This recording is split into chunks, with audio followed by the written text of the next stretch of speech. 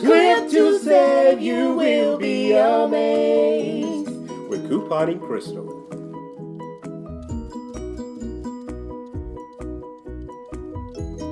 Lovely people, I love to share things with you guys, and this is a quick little DIY. I think it's going to be super helpful for you. I actually seen it on YouTube. I will link it in the description box of this video, but I realized another use for it. Okay, so let me tell you what you're going to need. You're going to need a cup of the Downy Unstoppables, are the little scent, little booster, little pellets that you put in your laundry detergent. Okay, then you're going to need a tablespoon, and in this case you're going to need 4 tablespoons of baking soda, 1 cup of boiling water. Boil your water, your cup of hot water. Then you're going to, once it's boiled, you're going to set the pot to the side, and you're going to pour in your 1/4 of a cup of Downy Unstoppables. Then you're going to add your 4 tablespoons of baking soda. All right. Then after you do that, you're going to have, once it melts all the way down, you're going to have a consistency like this. Okay. This is in my measuring cup, and you see it's melted all the way down.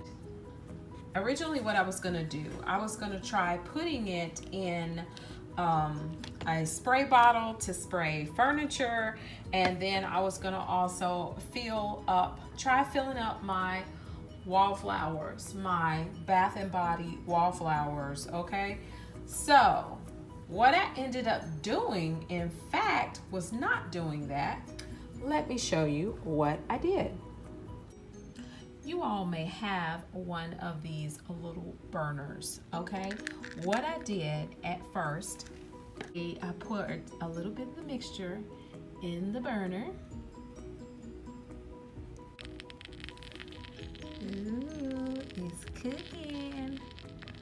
It's cooking.